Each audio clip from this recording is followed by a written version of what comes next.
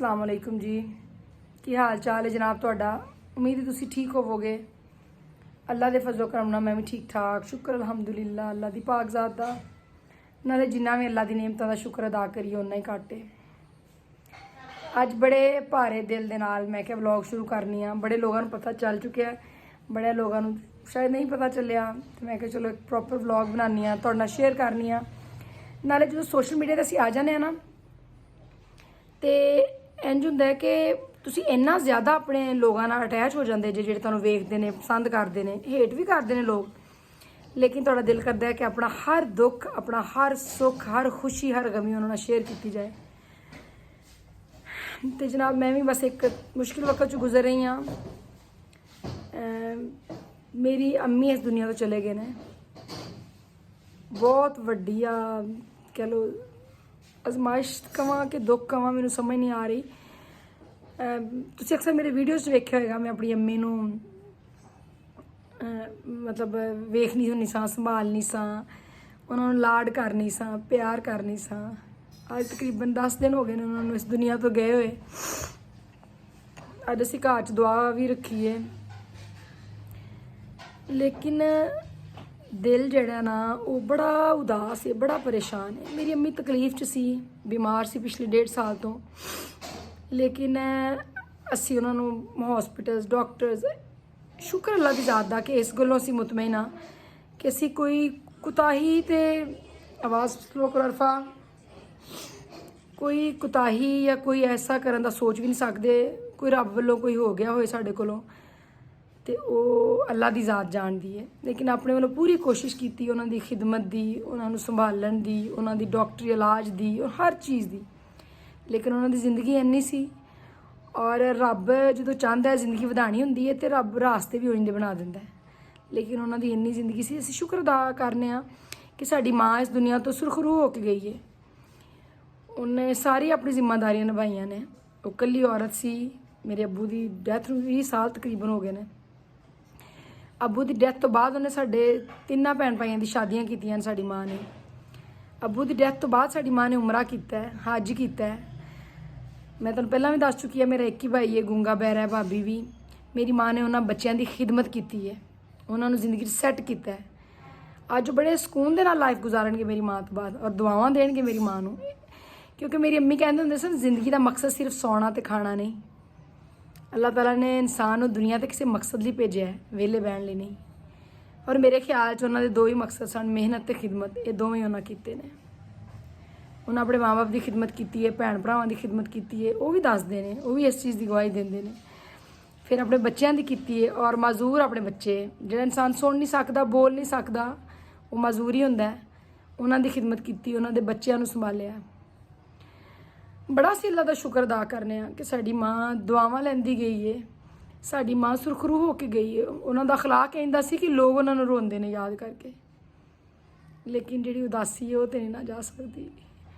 वो जो होश च आउंदे हुंदे सी ना, क्योंकि 5-5 दिन 6-6 दिन बेहोश रहिंदे हुंदे सी, ते वो होश च आंदे हुंदे सी ते वो कहंदे हुंदे सी कि मैनूं मरण तो नहीं डर लगदा, क्योंकि मैं अपने फराइज़ अंजाम दे दित्ते ने जो अल्लाह की रज़ा है। लेकिन मैनूं डर लगदा है कि तुसीं दोवां ने रोंदियां रहना करना है, क्योंकि माँ सी ना, वो समझ सकदे सी।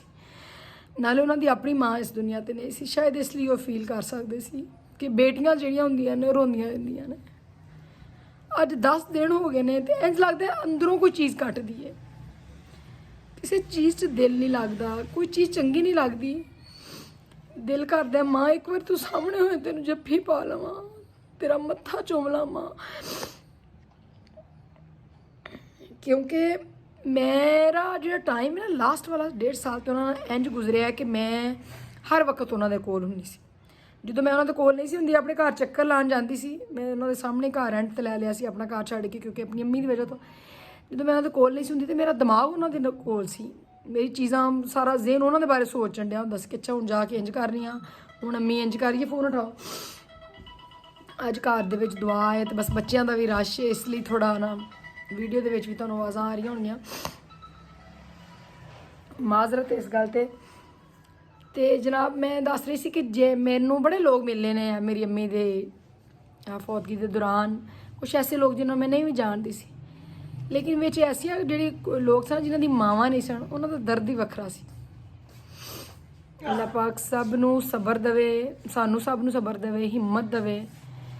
ਔਰ ਤੁਹਾਡੇ ਨਾਲ ਥੋੜ੍ਹਾ ਜਿਹਾ ਮੈਂ ਦਿਲ ਦਾ ਜਿਹੜਾ ਨਾ ਦੁੱਖ ਕਹਿ ਲਓ ਸ਼ੇਅਰ ਕੀਤਾ ਹੈ, ਕਿਉਂਕਿ ਰੱਬ ਦੀ ਰਜ਼ਾ ਸਾਨੂੰ ਰਾਜ਼ੀ ਹੋਣਾ ਪੈਂਦਾ। ਅਸੀਂ ਰੂਟੀਨ 'ਤੇ ਵੀ ਆ ਜਾਣਾ ਹੈ, ਅਸੀਂ ਆਪਣੇ ਕੰਮਾਂ 'ਚ ਮਸ਼ਗੂਲ ਵੀ ਹੋ ਜਾਣਾ ਹੈ, ਲੇਕਿਨ ਯਕੀਨ ਕਰੋ ਮਾਂ ਬਾਪ ਦਾ ਜਿਹੜਾ ਦਰਦ ਹੈ ਨਾ, ਦੁੱਖ ਹੈ, ਉਹ ਦਿਲ 'ਚ ਹਮੇਸ਼ਾ ਹੀ ਰਹਿੰਦਾ। ਹੁਣ ਇਸ ਟਾਈਮ ਕੁਛ ਵੀ ਨਹੀਂ, ਹੁਣ ਸਿਰਫ ਉਦਾਸੀ ਹੈ, ਕਿਉਂਕਿ ਮੇਰੀ ਅੰਮੀ ਮੈਨੂੰ ਨਜ਼ਰ ਆਉਂਦੇ ਹੁੰਦੇ ਸੀ ਮੇਰੇ ਹੱਥਾਂ ਦੇ ਵਿੱਚ। ਮੈਂ ਉਹਨਾਂ ਨੂੰ ਹਰ ਵਕਤ ਇੰਝ ਹੱਥਾਂ ਨਾਲ ਪਿਆਰ ਕਰਨੀ ਹੁੰਦੀ ਸਾਂ, ਉਹਨਾਂ ਦਾ ਮੂੰਹ ਚੁੰਮਣੀ ਸਾਂ, ਉਹਨਾਂ ਨੂੰ ਮੈਡੀਸਨ ਦਿਨ 'ਚ 3 ਦਫਾ ਦੇਣੀਆਂ, ਉਹਨਾਂ ਦਾ 2 ਦਫਾ ਡਾਇਪਰ ਚੇਂਜ ਕਰਨਾ, 1 ਦਫਾ ਉਹਨਾਂ ਦੇ ਕੱਪੜੇ ਚੇਂਜ ਕਰਨੇ, ਉਹਨਾਂ ਨੂੰ ਸਿਰ 'ਤੇ ਬੈੱਡ ਸੋ ਸੀ ਉਹਨਾਂ ਦੀ ਪੱਟੀ ਚੇਂਜ ਕਰਨੀ, ਉਹਨਾਂ ਨੂੰ ਸਾਰਾ ਦਿਨ ਉਹਨਾਂ ਦਾ ਮੂੰਹ ਸਾਫ਼ ਕਰਨਾ, ਮੂੰਹ 'ਤੇ ਗਲੈਸਰੀਨ ਲਾ ਦਿਓ ਜੀ, ਅੱਜ ਪੈਰ ਦਬਾ ਦਿਓ, ਹੁਣ ਉਹਨਾਂ ਦੇ ਨਾਖੂਨ ਕੱਟ ਲਾ, ਹੁਣ ਇੰਝ ਕਰ ਲਾ, ਹੁਣ ਉਹਨਾਂ ਦੀ ਸਾਈਡ ਚੇਂਜ ਕਰਾ ਦੇਵਾਂ। ਸਾਰਾ ਦਿਨ ਮੇਰਾ ਇੰਝ ਲੰਘ ਜਾਂਦਾ ਹੁੰਦਾ ਸੀ। ਹੁਣ ਦਿਲ ਇੰਨਾ ਭਾਰਾ ਹੈ ਕਿ ਇੰਝ ਲੱਗਦਾ ਇਸ ਕਮਰੇ 'ਚ ਦਿਲ ਹੀ ਨਹੀਂ ਲੱਗਦਾ। ਲੇਕਿਨ ਮਾਂ ਬਾਪ ਕਿਸੇ ਦੇ ਵੀ ਨਾਲ ਨਹੀਂ ਰਹੇ। ਸਾਡੇ ਅੱਬੂ ਇਸ ਦੁਨੀਆ ਤੋਂ ਗਏ ਸੀ ਨਾ, ਸਾਨੂੰ ਇੰਨਾ ਫੀਲ ਨਹੀਂ ਸੀ ਹੁੰਦਾ, ਅਸੀਂ ਰੋਂਦੇ ਵੀ ਸਾਂ। ਸਾਡੀ ਸ਼ਾਦੀਆਂ ਹੋਈਆਂ ਸੀ, ਆਪਣੇ ਅੱਬੂ ਨੂੰ ਯਾਦ ਕਰਕੇ ਬੜਾ ਰੋਏ। ਸਾਡੇ ਬੱਚੇ ਪੈਦਾ ਹੋਏ ਸੀ ਕਿ ਹਾਏ ਅੱਜ ਸਾਡੇ ਅੱਬੂ ਹੁੰਦੇ ਤੇ ਖੁਸ਼ ਹੁੰਦੇ। ਫਿਰ ਅਸੀਂ ਆਪਣੀ ਅੰਮੀ ਕੋਲ ਰਹਿਣ ਆਉਂਦੇ ਸੀ ਤੇ ਸਾਨੂੰ ਯਾਦ ਆਉਂਦੇ ਸਨ ਸਾਡੇ ਅੱਬੂ। ਲੇਕਿਨ ਅਸੀਂ ਉਸ ਤਰ੍ਹਾਂ ਫੀਲ ਨਹੀਂ ਕੀਤਾ ਜਿਹੜਾ ਦਰਦ ਅੱਜ ਫੀਲ ਕਰ ਰਹੇ ਹਾਂ, ਕਿਉਂਕਿ ਸਾਡੀ ਮਾਂ ਨੇ ਸਾਨੂੰ ਇੰਝ ਦਾ ਸੰਭਾਲ ਲਿਆ ਸੀ।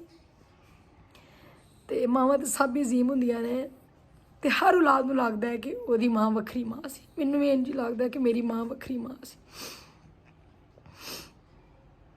ਮੇਰੀ ਮਾਂ ਨੇ ਖੁਦ ਮੁਖਤਾਰੀ ਦੀ ਜ਼ਿੰਦਗੀ ਗੁਜ਼ਾਰੀ ਹੈ, ਬੜੀ ਸੋਹਣੀ ਜ਼ਿੰਦਗੀ ਗੁਜ਼ਾਰੀ ਹੈ, ਤੇ ਸਾਰੇ ਰਿਸ਼ਤੇ ਉੱਤੋਂ ਖੁਸ਼ ਨੇ। ਅੱਲਾਹ ਪਾਕ ਉਹਦੀ ਆਖਰਤ ਵੀ ਕਾਮਯਾਬ ਕਰੇ, ਅੱਲਾਹ ਪਾਕ ਉਹਦੀ ਆਖਰਤ 'ਚ ਉਹਨੂੰ ਸਕੂਨ ਦੇਵੇ। ਇੱਥੇ ਜਨਾਬ ਅੱਜ ਅਸੀਂ ਦੁਆ ਦਾ ਅਹਿਤਮਾਮ ਕੀਤਾ ਸੀ ਆਪਣੀ ਅੰਮੀ ਵਾਸਤੇ, ਉਹਨਾਂ ਦੀ ਮਗਫਰਤ ਦੀ ਦੁਆ।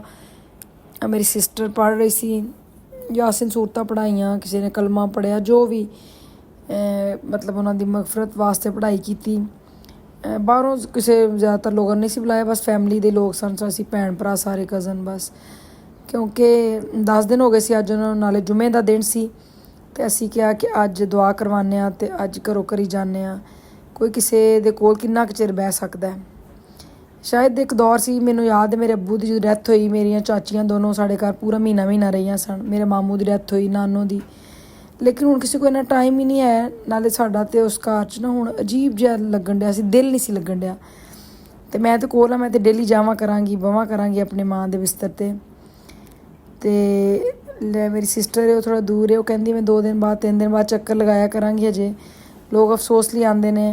ਅੱਲਾਹ ਪਾਕ ਭਰਾ ਦਾ ਘਰ, ਭਾਬੀ ਦਾ ਘਰ ਸਲਾਮਤ ਰੱਖੇ, ਹੱਸਦਾ ਵੱਸਦਾ ਰੱਖੇ, ਉਹਨਾਂ ਨੂੰ ਖੁਸ਼ੀਆਂ ਦੇਵੇ, ਸਕੂਨ ਦੇਵੇ।